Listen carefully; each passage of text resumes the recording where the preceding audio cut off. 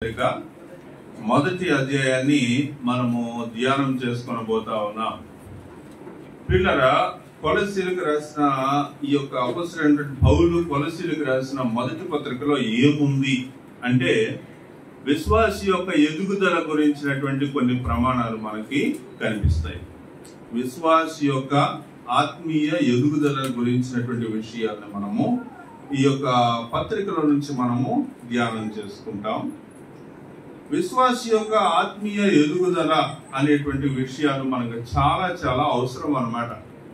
క్రీస్తు ఎదుట మనం నిలబడవలసినటువంటి పరిస్థితి వచ్చినప్పుడు మనం ఏ విషయాలను గురించినటువంటి మాటలు మనం నేర్చుకోవాలి అనే విషయాలు మనము ఈ యొక్క అధ్యాయంలోంచి నేర్చుకోబోతా ఉన్నాం. ఈ అధ్యాయంలో మొదటి వచనం నుంచి 8వ వచనం వరకు అపొస్తలుడైన పౌలు కొలస్సీలో ఉన్నటువంటి సంఘస్థులందరికీ కూడా వందనాలు తెలియజేస్తూ ఉన్నాడు.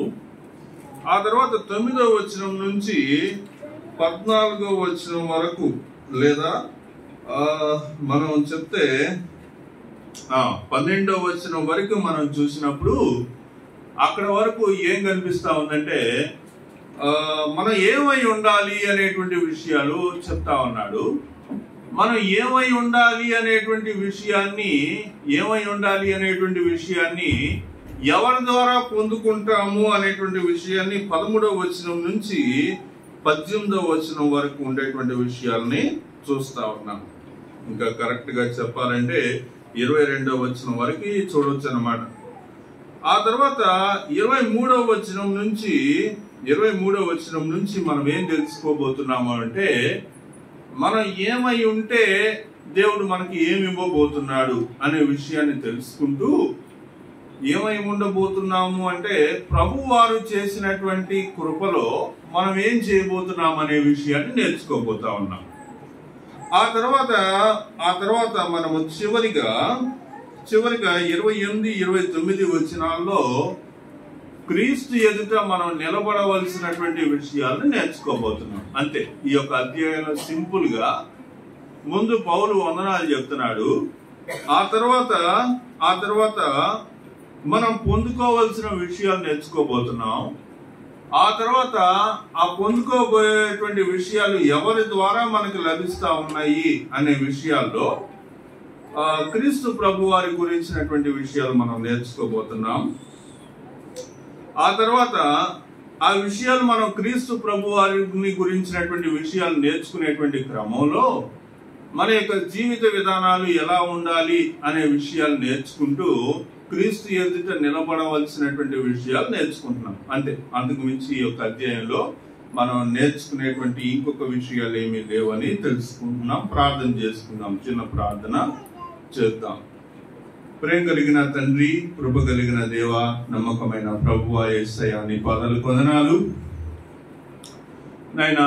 ఈ యొక్క మధ్యాహ్న కాలం వేళ ఈ యొక్క ఆదివారం నీ సన్నిధిలో చేరినటువంటి మేమందరం కూడా నీ యొక్క వాక్యాన్ని ధ్యానం చేసుకొని పోతా ఉన్నాం.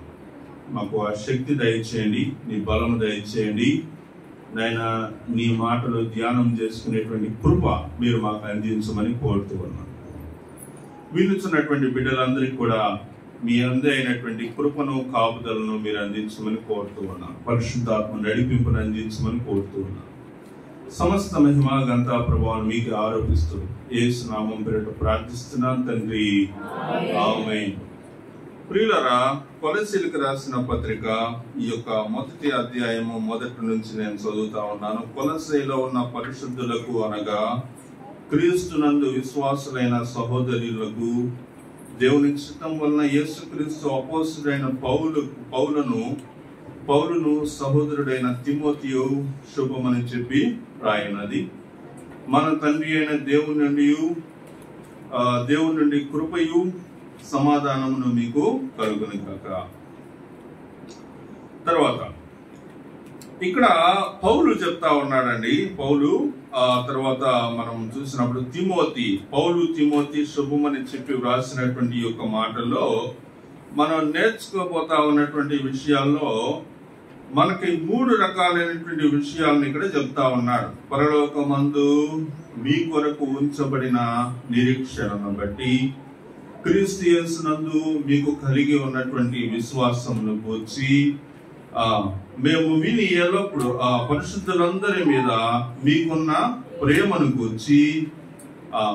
గూర్చి మేము విని ఎల్లప్పుడు మీ నిమిత్తము ప్రార్థన చేయొచ్చు.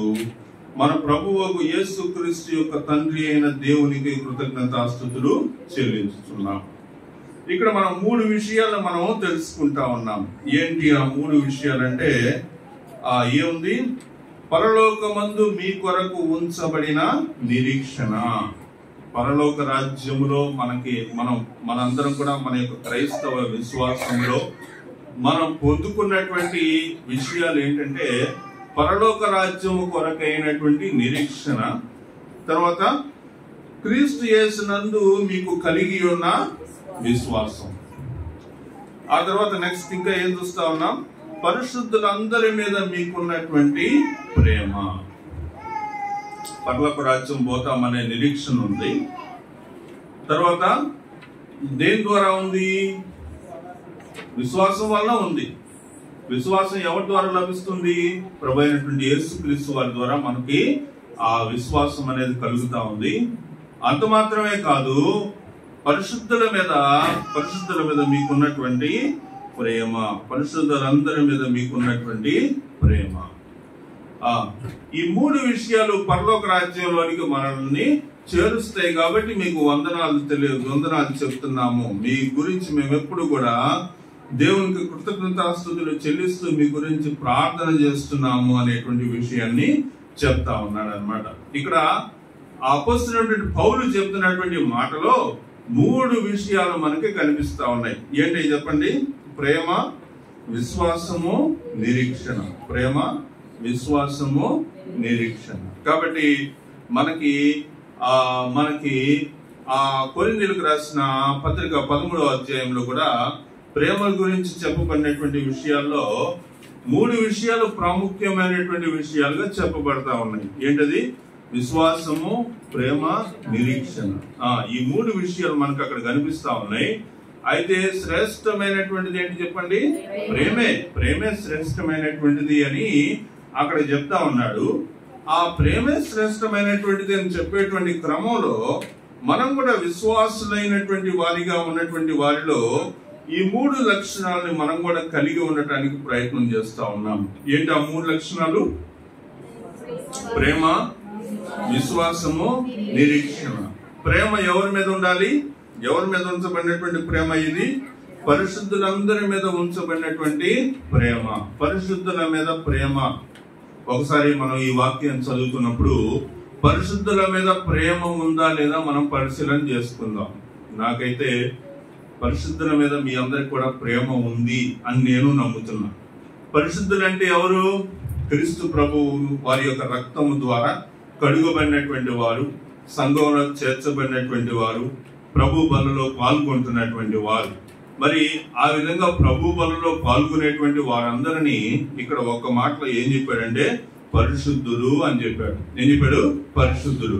మన యొక్క వ్యక్తిగత జీవితంలో నుంచి మనం పరిశీలనగా ఆలోచిస్తే మనం ఎవరూ పరిశుద్ధులం కాదని మనకు తెలుసు కదా. మన యొక్క వ్యక్తిగత జీవితంలో నుంచి మనం పరిశీలన చేసుకుంటూ ఆలోచించుకుంటే మనం పరిశుద్ధులం కాదని తెలుసు. కానీ క్రీస్తు ప్రభు వారి యొక్క బలలో చేరేటువంటి వారందరూ పరిశుద్ధులే అని ఇక్కడ వాక్యంలో చెప్తా ఉన్నాడు. ప్రభు వారి యొక్క బలలో పాల్గొనేటువంటి వారందరూ పరిశుద్ధులే అన్నప్పుడు మనందరం కూడా ఏమవుతున్నాం చెప్పండి? పరిశుద్ధుల స్వాస్యము కలిగినటువంటి వారం, పరిశుద్ధులమైనటువంటి మనం పరిశుద్ధులము అని మన యొక్క శారీరకమైనటువంటి ఉద్దేశంతో అయితే ఈ జీవితంలో ఎప్పటికీ మనం పరిశుద్ధులం కాదు అనే చెప్పగలుగుతాం. మన ఎవరూ పరిశుద్ధులం కాదు.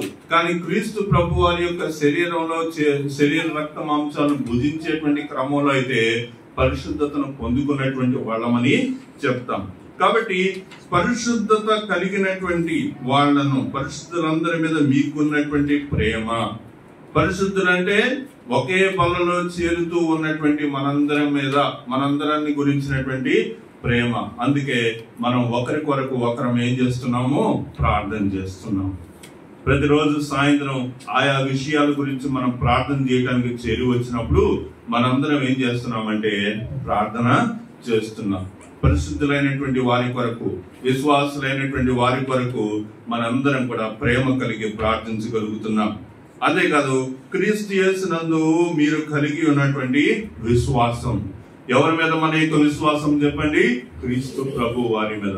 పరలోక రాజ్యం గురించినటువంటి ఆలోచనలో పరలోక రాజ్యం పొందుకోవాలి అనుకున్నప్పుడు మన యొక్క విశ్వాసం ఎవరి మీద అంటే, ఎవరి మీద మన యొక్క విశ్వాసం? మన యొక్క విశ్వాసం ప్రభు అయినటువంటి యేసుక్రీస్తు వారి మీద ఉంది. కాబట్టి పరలోకమందు మీకు ఉంచబడినటువంటి పరలోకమందు మీ కొరకు ఉంచబడినటువంటి నిరీక్షణ, పరలోక రాజ్యము కొరకు, లేదా పరలోకమందు మీ కొరకు ఉంచబడినటువంటి నిరీక్షణ. పరలోకమందు మీ కొరకు ఉంచబడిన నిరీక్షణ అంటే ఏంటి? పరలోకం మీకు కన్ఫర్మ్ అని చెప్తున్నాడు. ఇండైరెక్ట్ గా ఏం చెప్తున్నాడు చెప్పండి? పరలోకం మీకు కన్ఫర్మ్ గా ఉంది, పరలోకం మీకు ఖచ్చితంగా ఉంది, పరలోకాన్ని గురించినటువంటి నిరీక్షణ మీకు ఉంది అని చెప్తా ఉన్నాడు. కాబట్టి ప్రేమ, విశ్వాసము, నిరీక్షణ, ఈ మూడు విషయాలు మనకి ఇక్కడ కనిపిస్తా ఉన్నాయి. అయితే ఆ మూడు ఉన్నాయి కాబట్టి నేను విని ఎల్లప్పుడూ మీ నిమిత్తము ప్రార్థన చేయొచ్చు మన ప్రభు అయిన యేసుక్రీస్తు యొక్క తండ్రి అయిన దేవునికి కృతజ్ఞతాస్తుతులు చెల్లించుతున్నాను. మీ వద్దకు వచ్చినటువంటి స్వార్థ సత్యమును గూర్చినటువంటి బోధ వలన ఆ నిరీక్షణను గూర్చి మీరు ఇంతకు ముందు వింటిరి. కాబట్టి ఇక్కడ మన యొక్క జీవితంలో ప్రాథమికమైనటువంటి స్థానము, ప్రాముఖ్యమైనటువంటి స్థానము, ప్రధానమైనటువంటి మెట్టు దేని కొరకు మనం వినియోగిస్తున్నాము అంటే, దేని కొరకు వినియోగిస్తున్నామండి? సువార్త సత్యమును గురించి. దేని గురించి?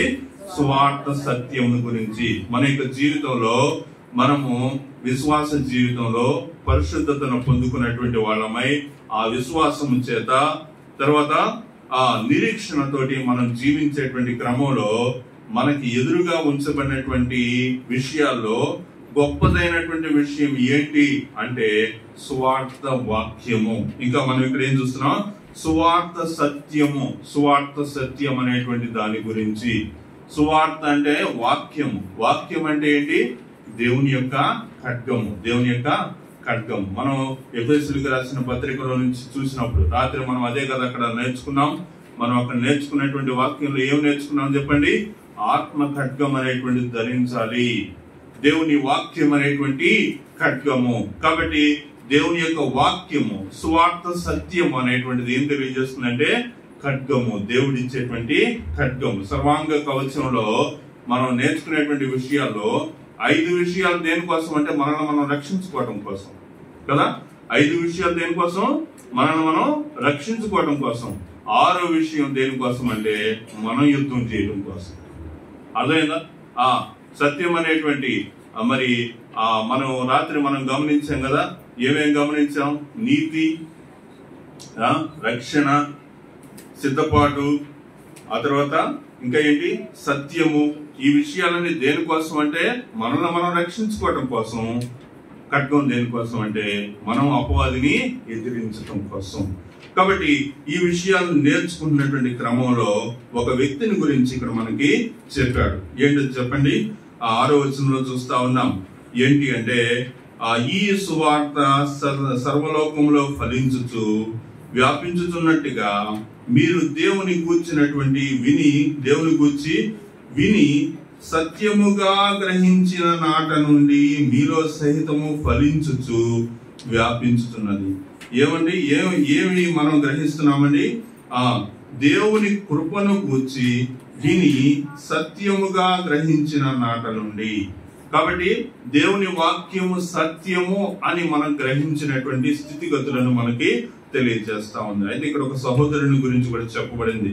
ఎపఫ్రాను మా ప్రియుడైన తోడి దాసుని వలన మీరు ఈ సంగతులను నేర్చుకుంటారు. అతడు మా విషయంలో నమ్మకమైన క్రీస్తు పరిచారకుడు. అతడు ఆత్మయందలి మీ ప్రేమను మాకు తెలిపినవాడు. ఇక్కడ మనం ఏం చూస్తున్నామంటే నమ్మకమైన క్రీస్తు పరిచారకుడు.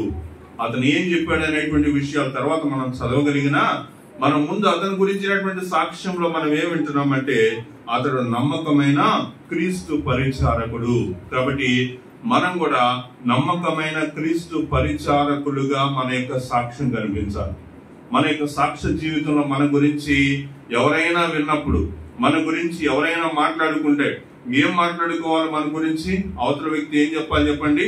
మన గురించి చెప్పినప్పుడు నమ్మకమైన క్రీస్తు పరిచారకుడు, నమ్మకమైన క్రీస్తు పరిచారకురాలు, నమ్మకత్వం పొందినటువంటి విశ్వాసి అనే మాటలే బయటికి రావాలి. కానీ కాసేపు దేవుని గురించి మాట్లాడి ఇంకాసేపు అయిన తర్వాత ఏం మాట్లాడుకోవాలి?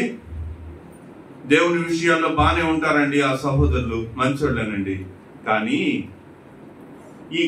అని చెప్పిన తర్వాత చెప్పేటువంటి మాటలు మన గురించి మాట్లాడుకోకూడదు. మా నాన్న గురించి చెప్తే ఏం చెప్తారండి? ఏం చెప్తారు? అన్న కనిపిస్తే ప్రార్థనకు రమ్మంటాడు. అన్న కనిపిస్తే ప్రార్థనకు రమ్మంటాడు. కొద్ది కఠినాత్ముడు అయినా గాని ప్రార్థనకు రమ్మంటాడు. కఠినాత్ముడా?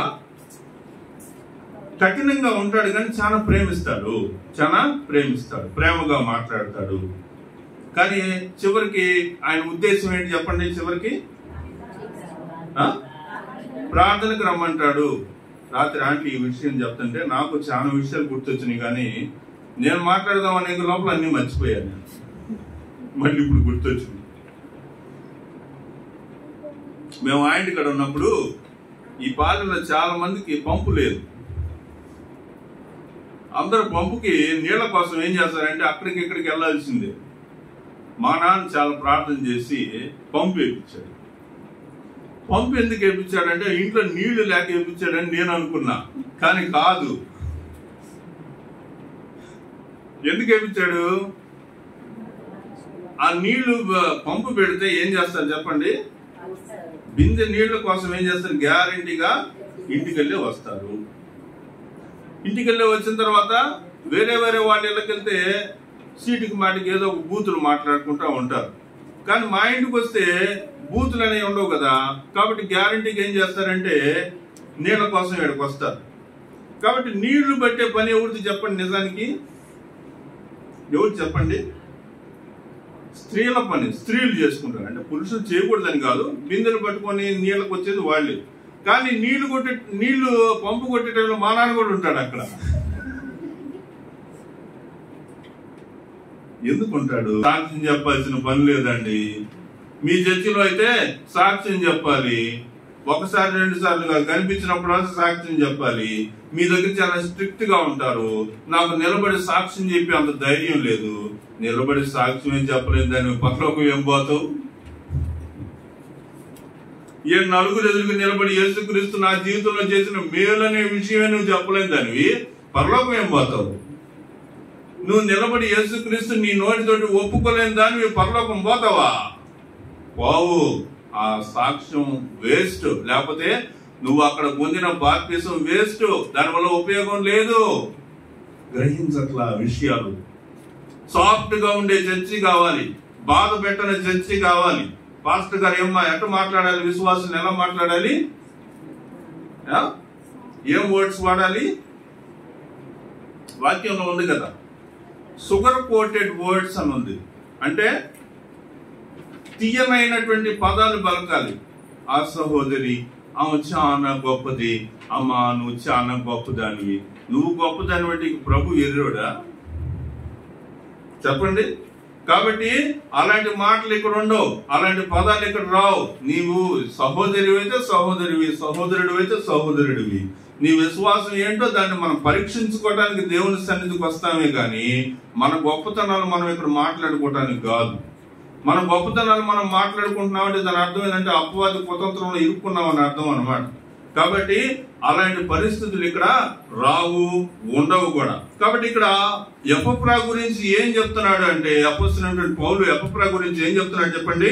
ఇవన్నీ మీరు ఆయన వల్ల నేర్చుకున్నాడు. అతను మా విషయంలో అంటే మీ విషయంలో అని కూడా ఏమంటున్నాడంటే నమ్మకమైన క్రీస్తు పరిచారకుడు. ఈ రోజు మనం నేర్చుకునేటువంటి విషయాల్లో, ఈ రోజు వాక్య ధ్యానంలో మనం ఏం నేర్చుకోవాలో తెలుసా? మొదటి విషయం ఏంటి? నమ్మకమైన క్రీస్తు పరిచారకుడువా, నమ్మకమైన క్రీస్తు కొరకు నమ్మకమైనటువంటి విశ్వాసివా. నీ యొక్క నమ్మకత్వం ఎన్ని రోజులకు తెలిసింది చెప్పండి? నీవు నమ్మకస్తుడు అని ఎన్ని రోజులకు తెలిసి చెప్పండి?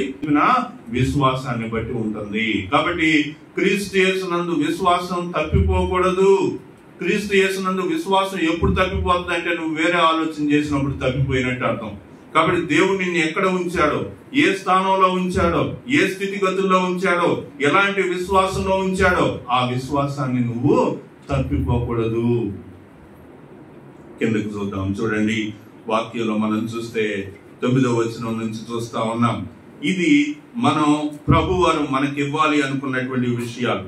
మనం ఎందుకు మన యొక్క విశ్వాస జీవితంలో స్థిరంగా ఉండాలో, మనం ఎందుకు ఆ నిరీక్షణలో కొనసాగాలో ఈ వచనాలు మనకు తెలియజేస్తున్నాయి. ఏంటంట, అందుచేత ఈ సంగతి, ఎందుచేత పైన ఎఫ్రాయిము చూయించినటువంటి నమ్మకత్వం అనేటువంటి విషయాలు చెప్పినటువంటి విషయాన్ని బట్టి, అందుచేత ఈ సంగతి వినిన నాట నుండి మేమును మీ నిమిత్తము ప్రార్థన చేయటం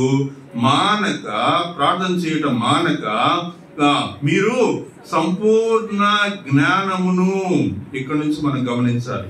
పైన నమ్మకమైన క్రీస్తు పరిచారకుడు అని చెప్పాడు కదా, ఆ నమ్మకమైనటువంటి క్రీస్తు పరిచర్య అనేటువంటి విషయంలో నమ్మకత్వం అంటే ఏంటో కింద చెప్తున్నాడు. చూడండి, ఆ నమ్మకం అనేటువంటిది ఏంటంట, మీరు సంపూర్ణ జ్ఞానమును, ఏముండాలి మనకి?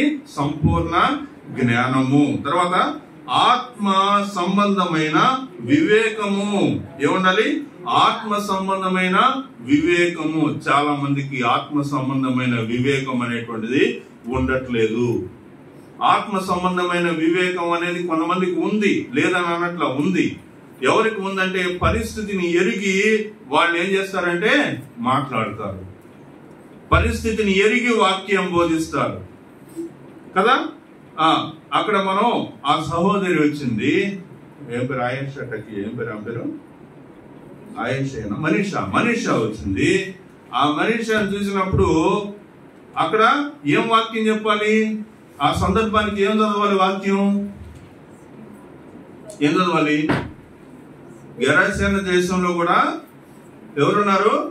ఒకడున్నాడు. వాడు ఏం చేస్తున్నాడు? సమాధుల్లో తిరుగుతున్నాడు. అదే పరిస్థితి అక్కడ కరెక్ట్ గా సింక్ అయ్యేటువంటి పరిస్థితి. కాబట్టి ఇక్కడ మనం ఏం చూస్తున్నామంటే ఆత్మ సంబంధమైన వివేకము గలవారు. కాబట్టి ఆ వివేకం అనేటువంటిది ఆ విషయాల్లో ఆ సందర్భానికి ఖచ్చితంగా మనకి అవసరమైనటువంటిది. అది ఉంది అంటే మనం పైన చదివినటువంటి మాటలు మనకి సరిపోతాయి. ఆయన చిత్తమును పూర్ణముగా గ్రహించినటువంటి వారు, దేవుని యొక్క చిత్తాన్ని పూర్ణంగా గ్రహించినటువంటి వారు. దేవుని చిత్తాన్ని మీరు పూర్ణంగా గ్రహించారా? దేవుని చిత్తం అంటే ఏంటి? దేవుడు మీకు ఈ భూలోకంలో మీకు ఇచ్చే ఉద్యోగాలు మీకు ఇచ్చాడు. మీ యొక్క జీవితాన్ని ఎలా పోషించుకోవాలో పోషణకు ఆధారమైనటువంటి పనిని మీకు ఇచ్చాడు. ఆ పనిని మీరు చేస్తున్నారు. ఆ పనిని మీరు చేస్తూ దేవుని యొక్క చిత్తం అంటే ఏంటో మీరు గ్రహించాలి. దేవుడు నన్ను, ఫర్ ఎగ్జాంపుల్ బ్యాంకులో ఎంప్లాయ్ అనుకుందాం, లేకపోతే టీచర్ అనుకుందాం, లేకపోతే డాక్టర్ అనుకుందాం, ఏదో ఒక పని మీకు ఇచ్చాడు. ఆ పని నువ్వు చేస్తున్నావు కాదనట్లేదు. నీ పన్ను చేస్తూ దేవుని యొక్క చిత్తాన్ని మీరు ఎలా నెరవేర్చాలి? సాధారణంగా దేవుని చిత్తం అనగానే దేవుడు నన్ను సేవకు పిలుస్తున్నాడు అనుకుంటా ఆయన ఉద్యోగం అంతా మానేసి ఇక నీ పాటికి నువ్వు వచ్చి నేను సేవ చేస్తానని అనకూడదు. దేవుడు నీకు ఇచ్చిన పనిలో కూడా ఒక చిత్తాన్ని నీకు బయలుపరుస్తాడు. ఏంటా దేవుని యొక్క చిత్తం ఏంటి? సంఘంలో నీకు కొన్ని పనులు ఏర్పరచవచ్చు, లేదా నీ వ్యక్తిగతంగా సేవ చేసేటువంటి పని కూడా ఇవ్వచ్చు. నీ పని, నీ ఉద్యోగం నువ్వు చేస్తూ అది కూడా నువ్వు చేసేటువంటి పని నీకు ఇవ్వచ్చు. కాబట్టి ఇక్కడ ఏమంటున్నాడంటే, ఏమంటున్నాడు చెప్పండి?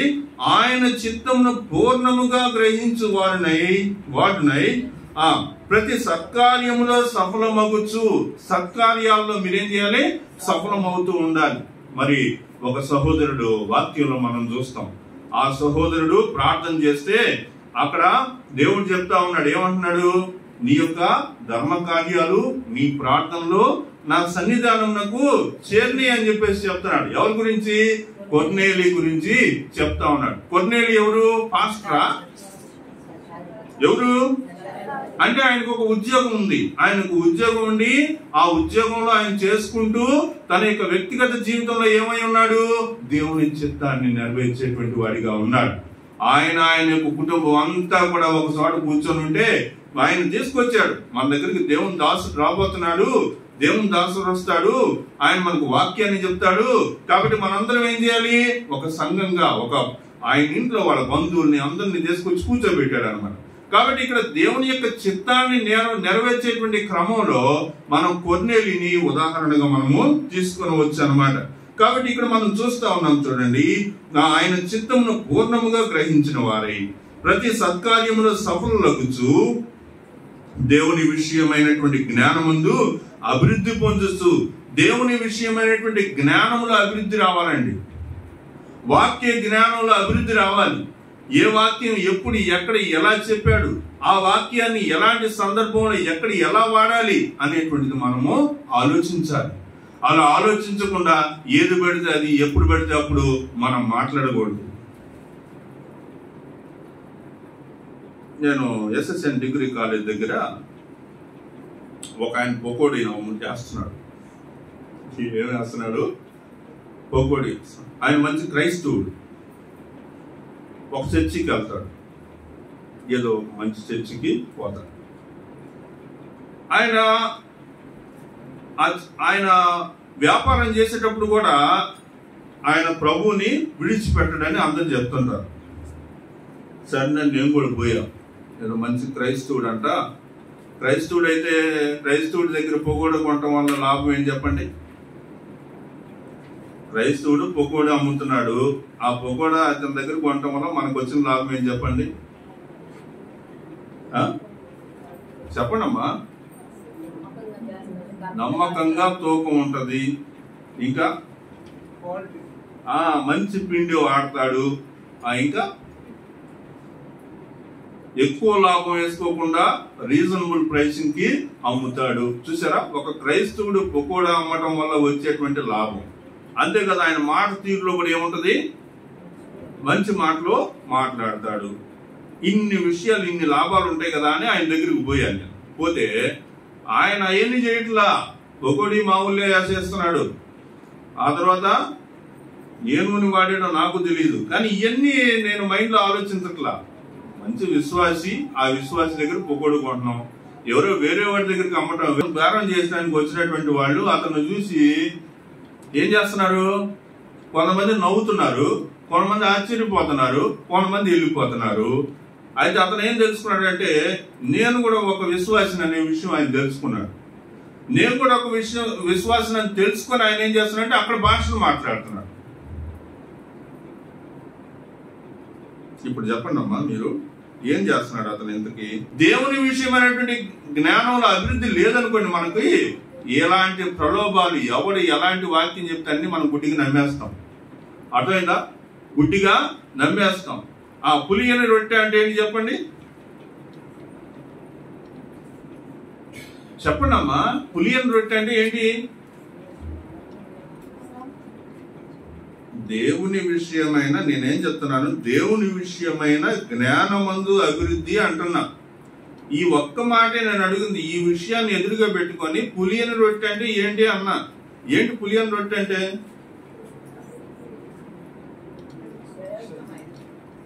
ఏందమ్మా ఇంతసేపు ఆలోచిస్తున్నారు? పులిసింది కాదు, అంతే కదా అర్థము. పులియని రొట్టె అంటే మీరు ఇంక ఏదో ఆలోచిస్తున్నారు. వామ్మో, ఇదేదో పులియంది అంటే ఏమంటాడు అని. ఏమి లేదు, అక్కడే రాసింది పులియని రొట్టె. రొట్టె మనం ఏం రొట్టె తింటున్నాం? మనం ఉదయాన్ని దోశలు తింటున్నాం. దోశలు ఏంటిది? ఏం పిండి అది? పులిసింది రొట్టె. పులిస్తేనే మనకు షేప్ వచ్చింది, రౌండ్ షేప్.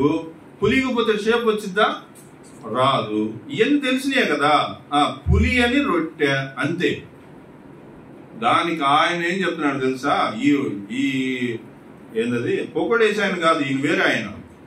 ఈయన ఏం చెప్తున్నాడంటే, పులి అని రొట్టె అంటే రొట్టె మీద దోశ వేసినప్పుడు దాని మీద బుడకలాగా వస్తాయి చూసారా, అవి రాకపోతే పులియందని చెప్తున్నాడు.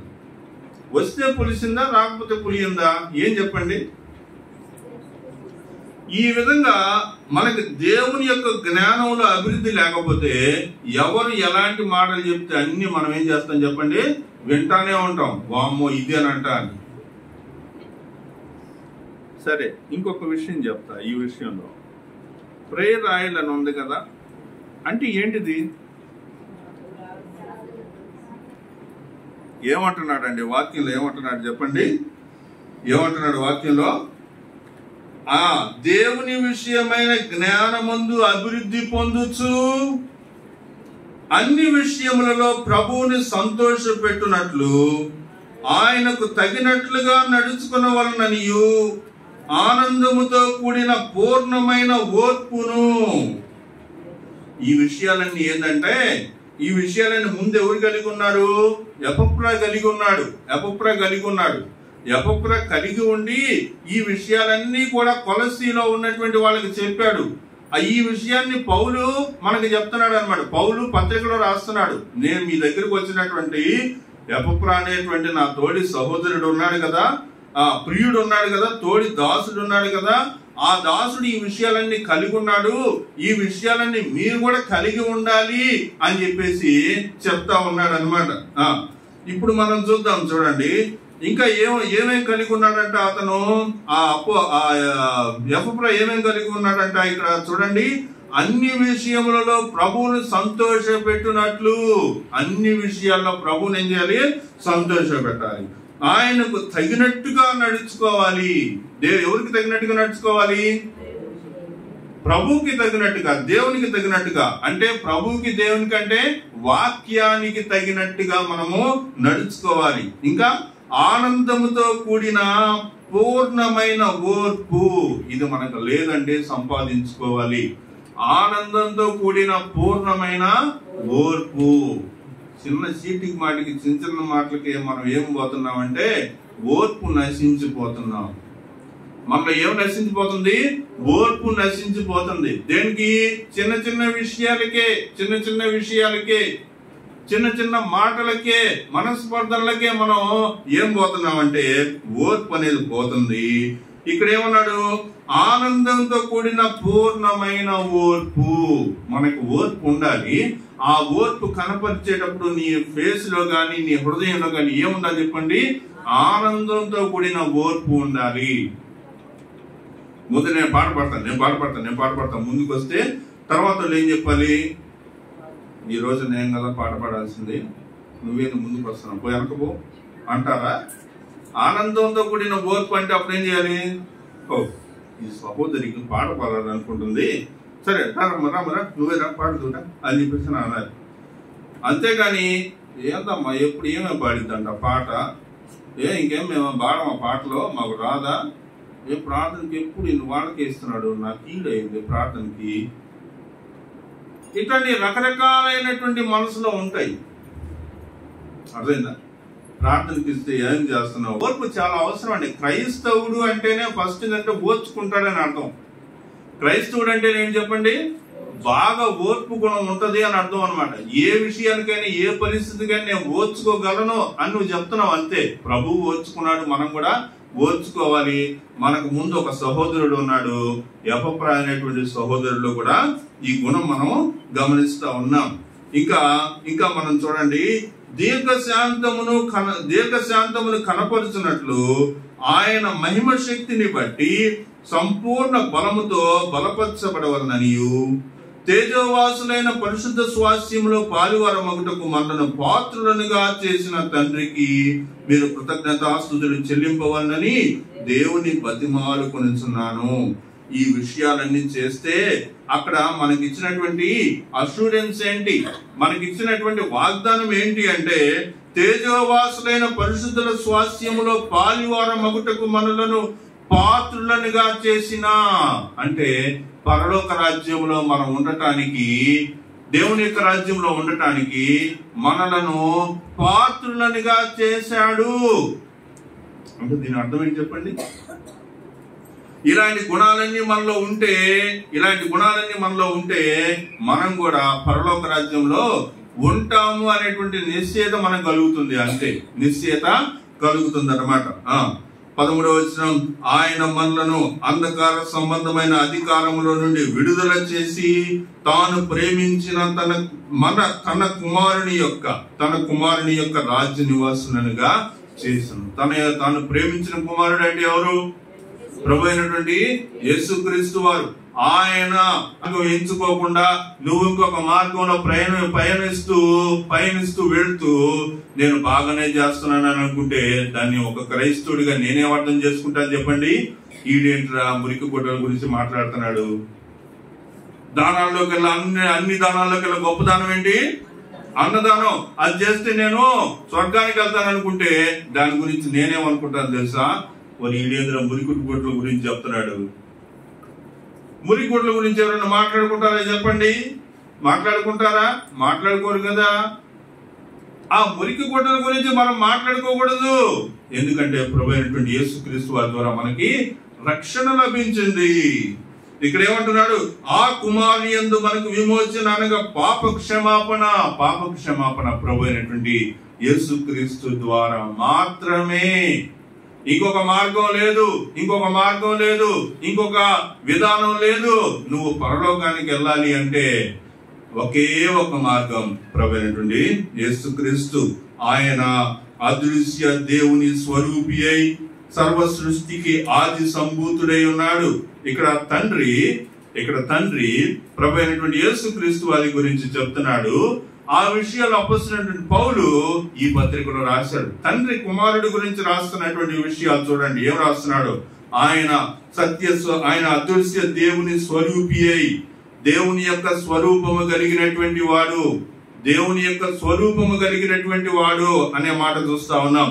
అదృశ్య దేవుని స్వరూపి అయి సర్వ సృష్టికి ఆది సంభూతుడై ఉన్నాడు. సర్వ సృష్టికి ఆది సంభూతుడు అంటే ఆది నుంచి ఉన్నవాడు అని అర్థం.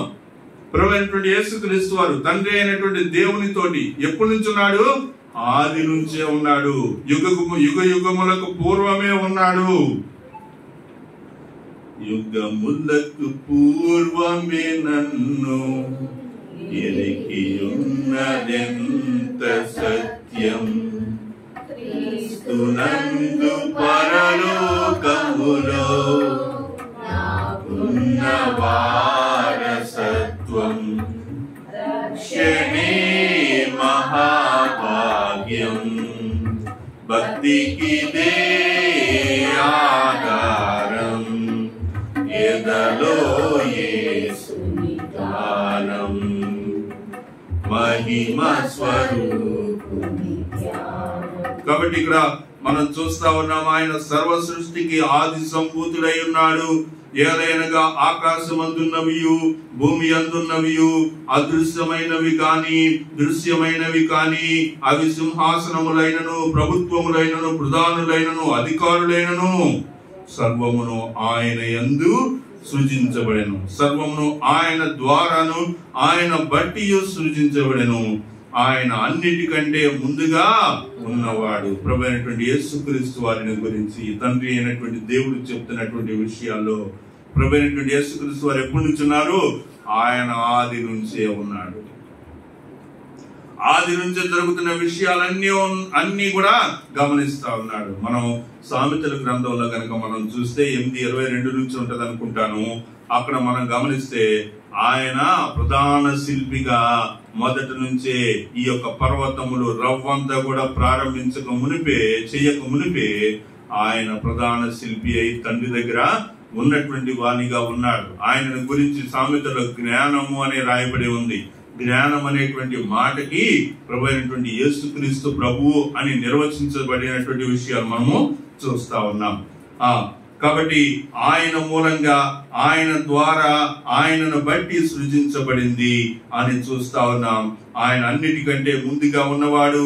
ఆయన సమస్తమునకు ఆధారభూతుడు. సంఘము అను శరీరమునకు ఆయనే శిరస్సు.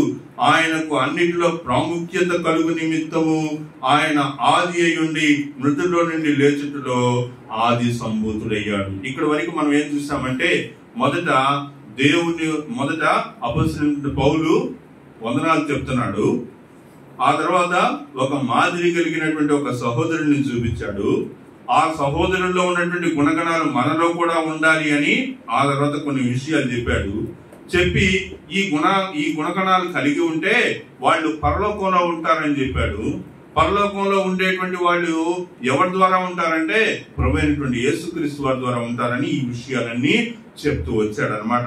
ఆ తర్వాత మనము ఈ యొక్క విషయాల్లో ఒక 2 మాటలు మనం చదివి ప్రార్థన చేసుకున్నాం. చూడండి, ఆది సంభూతుడయ్యాడు, ఆయన యందు సర్వ సంపూర్ణత నివసింపవలెననియు ఆయన శిలువ రక్తము చేత సంధి చేసి ఆయన ద్వారా సమస్తమును, అవి భూలోకమందున్నవైనను పరలోకమందున్నవైనను, వాటన్నిటిని ఆయన ద్వారా తనతో సమాధానపరచుకొనవలెనని తండ్రి అభిష్టమాయను. కాబట్టి అన్నిటినీ ఆయనతోటి సమాధానపరచుకోవాలి.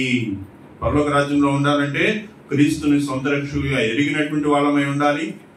ఆ తర్వాత ఇవన్నీ చెప్తూ చివరికి ఏం చేశాడంటే, పాపముల విషయంలో అయితే ఏం చేశాడండి, ఆయన సర్వ సంపూర్ణత నివసింపవలనని శిలువ రక్తము చేత సంధి చేసి ఆయన ద్వారా సమస్తమును, లోకమందున్నవైనను పరలోకమందున్నవైనను, వాటన్నిటిని ఆయన ద్వారా తనతో సమాధానపరుచుకునవలనని, భూలోకంలో ఉన్నటువంటి అయినా పరలోకంలో ఉన్నటువంటి అయినా కానీ అవన్నీ కూడా ఆయన చేత సంధి చేయబడవలనని, ఆయన రక్తము చేత, ఆయన శిలువ రక్తము చేత సంధి చేయబడవలనని, ఆయన ద్వారా సమాధాన పరుచుకునవలనని తండ్రి అభిష్టము. కాబట్టి ఇప్పుడు నేను ఎవరితో సమాధాన పడాలి?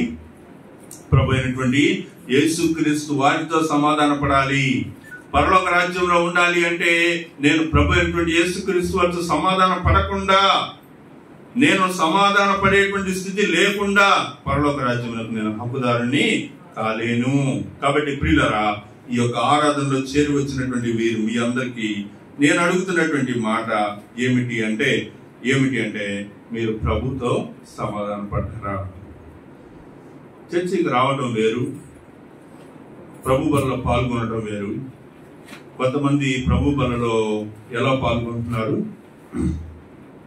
ఆరాధన చేయకపోతే, ప్రభు బలలో పాల్గొనకపోతే ఏమనుకుంటారు చెప్పండి?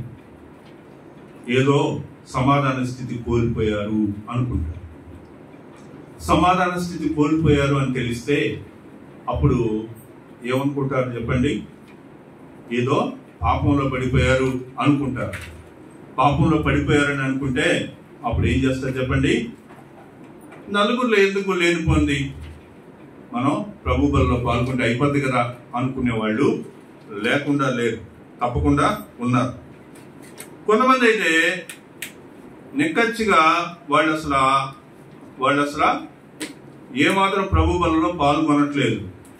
ఎందుకంటే వాళ్ళ యొక్క హృదయం వాళ్ళకి చెప్తుంది, నువ్వు దోషివి కదా, నువ్వు తప్పు చేసావు కదా, నువ్వు ఎట్ట ప్రభు శరీరంలో పాల్గొంటావు అని చెప్తుంది. కొంతమంది ఏం చేస్తున్నారంటే, నిజమే కదా, మనం తప్పు చేసిన వాళ్ళమే కదా అని దేవుని సన్నిధికి వచ్చి వాళ్ళు ఏం చేస్తున్నారు? తమ పాపాలు వాళ్ళు ఒప్పుకొని పశ్చాత్తాపడి, మనసులో పశ్చాత్తాపడి ప్రభు బలలో పాల్గొంటున్నారు. కొంతమంది ఏం చేస్తున్నారంటే, శనివారం ఇంటికాడే వాళ్ళు యొక్క హృదయాన్ని వాళ్ళు పరిశుద్ధపరుచుకొని ఆదివారానికి దేవుని సన్నిధికి పరిశుద్ధంగానే వచ్చి ఆరాధన చేస్తూ ఉన్నారు. కొంతమంది అయితే ఎప్పుడు పరిశుద్ధంగా ఉండటానికి కొరకే ప్రయత్నం చేస్తా ఉన్నారు. ప్రియులారా, ఇక నేను చెప్పేటువంటి స్థితిగతులు ఏవైనా కావచ్చు, కొన్నిసార్లు అవి నిజం కావచ్చు, నిజం కాకపోవచ్చు. కానీ ఒక విషయాన్ని అయితే మీరు గుర్తుపెట్టుకోవాలి, ప్రభుతోటి సమాధాన స్థితి పొందారా? పరలోక రాజ్యమునకు హక్కుదారులు అవ్వాలి అంటే సమాధాన స్థితి మనము పొందుకోవాలి. మరియు 2 వచనాలు చదువుతాను. మరియు గత కాలమందు దేవునికి దూరస్తులను మీ దుష్క్రియల వలన మీ మనసులో విరోధ భావము గలవారనై ఉండిన మిమ్మును కూడా తన సన్నిధిని పరిశుద్ధులను గాను, నిర్దోషులుగాను, నిరపరాధులుగాను నిలవబెట్టుటకు ఆయన మాంసయుక్తమైన దేహమందు మరణం వలన ఇప్పుడు మిమ్మును సమాధానపరిచెను. కాబట్టి ఒకవేళ నేను తప్పిపోయాను, ఒకవేళ పాపంలో పడిపోయాను, నేను ఇప్పుడు సమాధాన స్థితిలో లేను అనుకుంటే మీ కొరకు ఆయన ఏం చేశాడంటే, ప్రభు వారు ఏం చేశారు? మీ కొరకు ఆయన మరి మాంసయుక్తమైనటువంటి దేహమందు మరణం వలన ఇప్పుడు మిమ్మను సమాధానపరచెను. మనం ఎప్పుడైనా సమాధానం కోల్పోతే మనం ఈ మాట అనుకోవాలి, ప్రభువా నా కోసం నువ్వు సమాధాన స్థితిలోనికి వచ్చావు, నాతో సమాధాన పరచటానికి మీరు ఏం చేశారు, మీరు మాంసయుక్తమైనటువంటి దేహమును మీరు అప్పగించారు. ప్రభువు శిలువలో ఎందుకు ఆయన మరణించాడు అంటే మనకు సమాధాన స్థితి తీసుకొని రావడానికి, మనకు సమాధానాన్ని దయచేయడానికి ఆయన చేశారు. కాబట్టి ఆ సమాధానం అనేటువంటిది దేవుడు ప్రభు అయినటువంటి యేసుక్రీస్తు వారు తన యొక్క శరీరమును అప్పగించి మనకు సమాధాన స్థితిని తీసుకొచ్చారు. కాబట్టి నీ హృదయంలో కల్మషం, నీ హృదయంలో ఇబ్బంది, నీ హృదయంలో సమాధానం లేనటువంటి స్థితి ఉంటే, ప్రభువా నా కోసం నువ్వు శిలువలో మరణించి నాకు సమాధానాన్ని తీసుకొచ్చావు. అయ్యా ప్రభువా నేను నా హృదయం నీకు దూరంగానే ఉంది, అయినా నాకు సమాధానాన్ని దయచేయమని ఒప్పుకుంటే ఆయన మనకు సమాధాన స్థితిని దయచేస్తాడు. పునాది మీద 23వ వచనంలో మనం ఈ యొక్క కంక్లూజన్ తోటి మనం వెళ్దాం. చూడండి, పునాది మీద కట్టబడిన వారై స్థిరముగా ఉండి, పునాది మీద కట్టబడినటువంటి వారిగా స్థిరముగా ఉండి, మీరు విన్నట్టు ఆకాశం క్రింద ఉన్న సమస్త సృష్టికి ప్రకటింపబడినట్టు ఈ సువార్త వలన కలుగు నిరీక్షణ నుండి తొలగిపోక విశ్వాసమందు నిలిచి ఉండిన ఎడల ఇది మీకు కలుగును. పౌలను నేను నా సువార్తకు పరిచారకున్న వ్యక్తిని. కాబట్టి స్థిరత్వంగా ఉండాలి. దేని మీద కట్టబడ్డారో దాని మీద మీరు స్థిరంగా ఉండాలి. ఎలాంటి వాక్యం వింటున్నారో, సర్వ సృష్టికి ఎలాంటి వాక్యం ప్రకటింపబడుతుందో ఆ సువార్త వలన కలిగేటువంటి నిరీక్షణలోంచి తొలగిపోకూడదు, స్థిరపడాలి, తొలగిపోకూడదు అనేటువంటి విషయాలు మనకు చెప్తూ ఉన్నాడు. దేవుడు తన యొక్క పరిశుద్ధ వాక్యాన్ని మన యొక్క వినికిడిలో ఈ యొక్క ఆదివారము ఆరాధనలో దేవుడు మనల్ని మిక్కిలిగా ఆశీర్వదించి దీవించిన గాక.